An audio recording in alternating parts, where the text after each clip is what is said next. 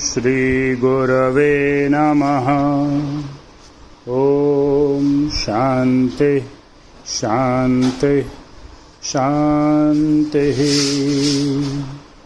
प्रणाम भगवान। वेदांत शिखर से ग्रंथ है स्वामी रामतीर्थ जी का और अध्याय चल रहा है मनुष्य स्वयं अपना भाग्य विधाता है। कल के सत्संग में बात चल रही थी कि प्रश्न को टालना अदार्शनिक है, अर्थात दार्शनिक पद्धति के विरुद्ध है और यह तो अपनी मूर्खता की घोषणा करना है। अब आगे लेते हैं। यहाँ एक नई बात उठती है। वैज्ञानिक कहते हैं ऐसा नहीं, ऐसा नहीं।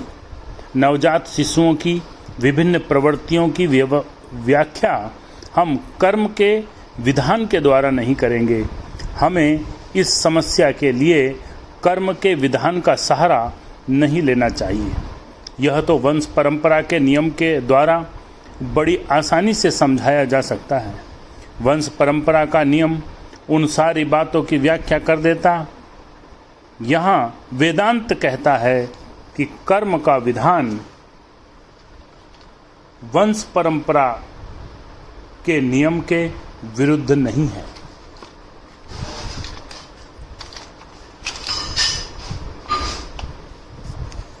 कर्म का यह विधान तो वंश परंपरा के नियम को अपने में सम्मिलित करके उसे अंगीकार कर उसकी भी व्याख्या कर देता है।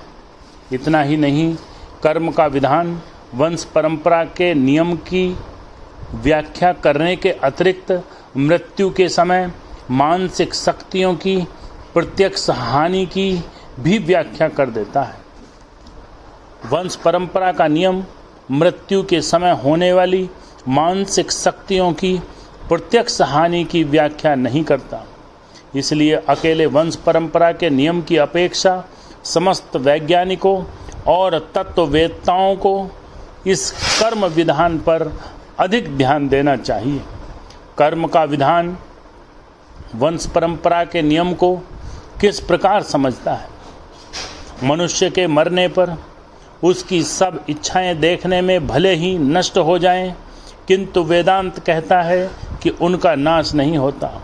जैसे जब कि मोमबत्ती जलती होती है तब बत्ती और मोम की हानि होती रहती है, प्रत्यक्ष हानि होती रहती है, और उस नियम से जिसे रासायनिक सजातीयता कहते हैं, दूसरे रूप में उसकी प्राप्ति भी होती है।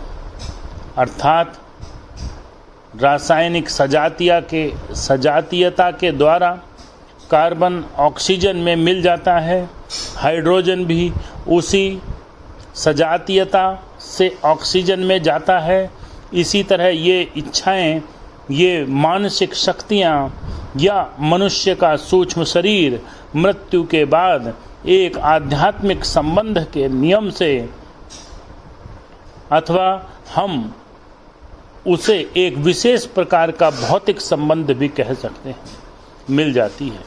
और ये संपूर्ण सम्मिलित मानसिक शक्तियाँ उस क्षेत्र में खिंच जाती हैं जहाँ की अवस्था और परिस्थिति उनकी उन्नति के अनुकूल और फूलने फलने में सहायक और उनके विकास में हितकर होती है। दूसरे शब्दों में, तुम्हारी इच्छाओं या मानसिक शक्तियों का योगफल उस स्थान को खिंच जाता है जहाँ उन्हें अनुकूल भूमि मिलती है, जहाँ तुम्हारी अविकसित शक्तियाँ, तुम्हारी अपूर्ण इच्छाएं फलवती हो सकेंगी, उसकी पूर्ति कर सकेंगी।